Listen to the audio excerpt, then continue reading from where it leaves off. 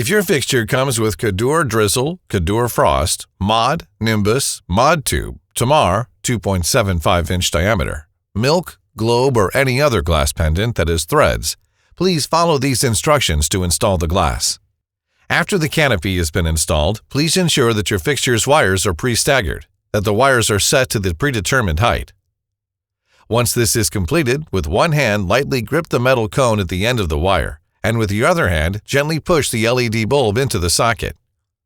Then, while still holding the metal socket with one hand, thread the glass onto the socket cover.